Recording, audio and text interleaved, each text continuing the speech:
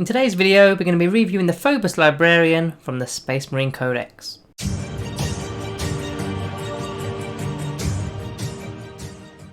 Hello, welcome back to the channel. So we're continuing on with our Space Marine reviews, and today we're going to be looking at the Phobos Librarian. So before we begin, we're going to do our shout out of the day, going to MN Master Productions for their comment relating to the list build that we made for the Space Marines. Doing the Librarian in Phobos armor, coming in at 5 power level or 100 points. We will be doing the other Librarian options at a later date, but this one's going to be the Phobos option, so let's go in with the keywords of note to begin the review. So he's a character, of course, he's a Primaris, he's one of the newer ones. He's got the Phobos keyword as well as the Psyker and the Librarian keyword, and of course an infantry. As for his actual datasheet, he's got a movement of 6 inch, weapon skill 3+, ballistic skill 3+, strength 4, toughness 4, wounds 5, attacks 4, leadership 9 and a 3+ save. So he's going to have 1 additional wound plus 1 additional attack over a standard Librarian there, but everything else is pretty much as standard. Moving into the abilities, Angels of Death. So Shock Assault and Combat Doctrines in particular are going to affect the model. He's also got Concealed Positions because he's a Phobos unit. So during deployment, when you set the unit up,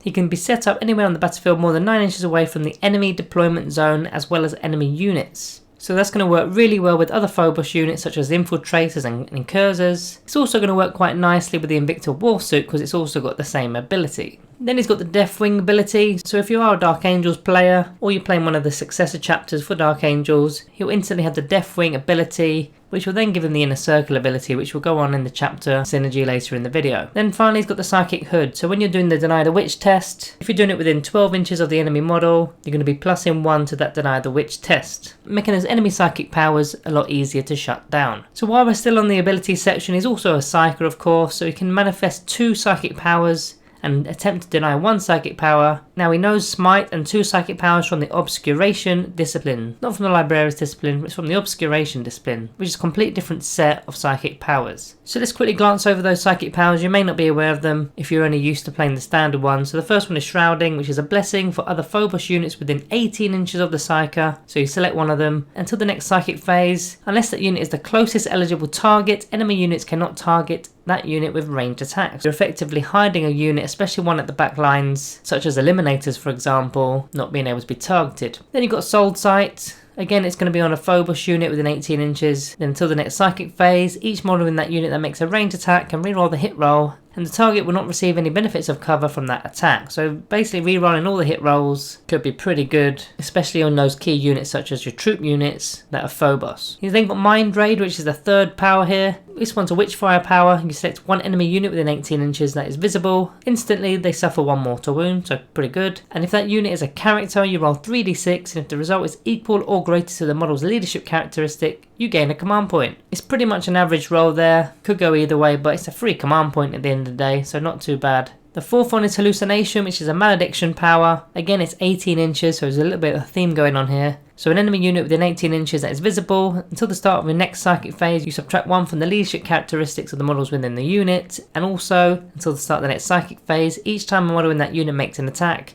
you subtract 1 from the attacker's hit rolls. So a simple -1 could be really strong, and it doesn't have to be against range attacks, it could also be against melee attacks as well. Really depends on the unit there, doesn't it? The fifth one is Tenebrous Curse, which is another malediction. It has a warp charge value of 7. You select 1 enemy unit that cannot fly, that is within 18 inches again. They suffer 1 mortal wound. So another one of those that just instantly give you a mortal wound. On top of that, until the start of the next psychic phase, half the unit's move characteristics and subtract 2 from the advance rolls and charge rolls as well. So it's really powerful as more of a defensive support unit to protect your other units from being charged. Then you've got Temporal Corridor, which is a blessing for a Phobos unit within 6 inches of the Psyker. The unit cannot shoot or fight this turn. However, if they're not within engagement range of an enemy unit, they can either make a normal move or an advanced move as if it was their movement phase. Now you'll always advance because it's free movement, you're not going to be shooting anyway this phase. And then furthermore, it's just a straight 6 for the advance, there is no rolling for it. If you've got a standard movement of 6 inches and then you advance 6 inches, you're basically moving a unit 12 inches, which is really key for your primaries, your secondaries, or maybe getting units into some sort of buff auras, because it doesn't have to just be a core unit, it could be any Phobos unit, so it could actually be himself as well. Maybe it'll bring him into 18 inches to then use his other psychic abilities in the same phase. So furthermore, you can actually use the Masters of the Chapters to upgrade this Librarian to a Chief Librarian. It's going to cost you 1 power level or 20 25 points, and what that does, it will give him an additional psychic ability and also an additional deny to your opponent's psychic powers. Then you've got the option of using the special relic or warlord trait for the Chief Librarian. So the warlord trait is psychic mastery. You're basically adding 1 to your psychic tests, which can be quite nice. You don't want to be failing those tests. And then the relic is Neural Shroud. So you're increasing the range of the bearer's psychic hood ability to 24 inches, which it was previously 12 inch. Onto the Wargear. So the Librarian in Phobos armor is equipped with a bolt pistol, a force sword, frag and crack grenades, and a camo cloak. So the bolt pistol and the frag and crack grenades I'm going to display here.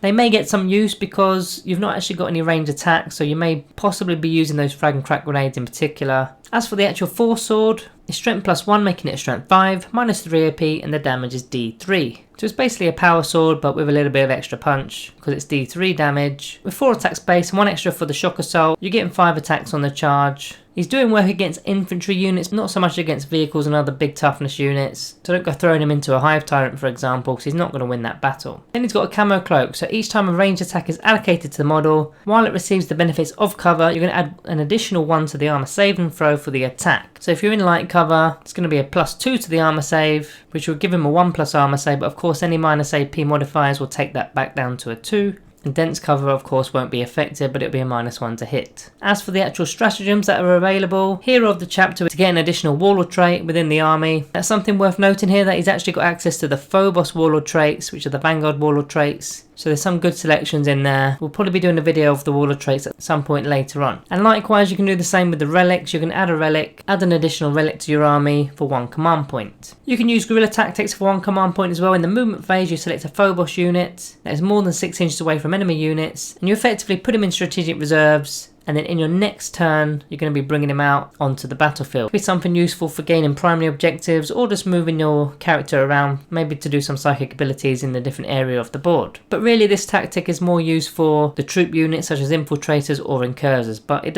is an option for him if you want it. Then of course the old faithful transhuman physiology. It's 1 command point using a Primaris unit, and effectively you cannot wound him on less than a 4+. So it doesn't matter what strength it is, it could be strength 10, strength 12, it doesn't matter. Need a 4+ to wound him. As for some chapter synergy, so starting off with the Dark Angels, we mentioned this earlier in the video. He gains a Deathwing keyword if you're playing Dark Angels, which then gives him the Inner Circle ability, so he cannot be wounded on less than a 4+. So it's effectively transhuman physiology, but you get it automatically every single turn, along with all the other Inner Circle units within your army. If you're playing Black Templars, you can't use Librarians, so there's no synergy there, unfortunately. As for Blood Angels, so the Angel Sacrifice stratagem is there as an option. You've got the Spiritual Might stratagem to cast an additional psychic ability. Then of course with the Red Furs you've got the +1 to advance, +1 to charge, and the +1 to wound rolls. If you're playing Iron Hands, you're going to get a 6+ Fear No Pain save. There's a little combo with the Iron Hands. You can actually get a 4+ Fear No Pain save if you take the Reject the Flesh, Embrace the Machine stratagem and combine it with the All Flesh's Weakness Warlord trait combination. Because he's a character, that 5+ becomes a 4+ Fear No Pain save. Then if you're using Salamanders, you're re-rolling a wound roll as standard. -1 AP weapons become 0 AP weapons when targeted.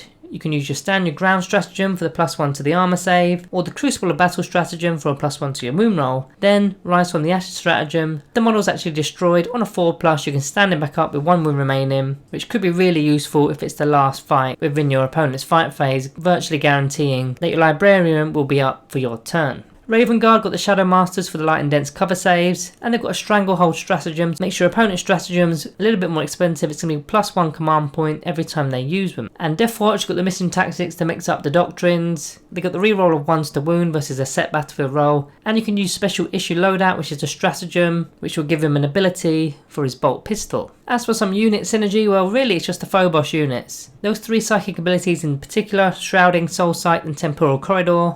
All 3 of those are going to be really useful on the Phobos units. So you've got the Eliminators, you've got the Incursors, you've got the Infiltrators, and you've got the Reaver units, which aren't that commonly used, but the other 3 do see some play. So on to the summary. Starting off with the good, you're getting 2 psychic powers, which is pretty decent of course. You've got the option of having the Chief Librarian for 25 points to then get an additional power and additional deny. And then options of the Warlord trait and the Relic. You've got access to the Phobos only Warlord traits, which can really synergize if you've got a Phobos heavy army list. He's a Primaris unit for that transhuman physiology. He's got that Concealed Positions ability, which is effectively deep strike in turn 1, in deployment in fact. And he's got the Psychic Hood for a good Deny the Witch unit as well to shut down enemy psychers. He's got the Camo Cloak for an additional save if you're in cover. Then finally a +1 wound and a +1 attack over a standard librarian. As for the bad, the psychic powers only really aid friendly Phobos units, so there's no real point in taking him if you've not got any other Phobos units. It would just be a complete waste there. And he's just more expensive than the other librarians. Not by much, but every point does matter. Then finally, he's got no invuln save, so you just got to be a little bit careful with him. He could be sniped off the board very early in the game. So as for the rating today, I'm going to be giving the Phobos Librarian a Planet 40k rating of 3 stars. So that's the video review today, guys. If you're enjoying the video reviews, just hit the thumbs up below. Don't forget to subscribe and share if you can on your social media platforms. We're trying to get to 4,000 subscribers, so it'll be a massive help if you can help us out. Also remember to comment below if you want to get involved in the comments, and remember one of those comments will be randomly selected for a shout out for the next Space Marine video. So thank you all very much for watching, and I'll see you in the next one.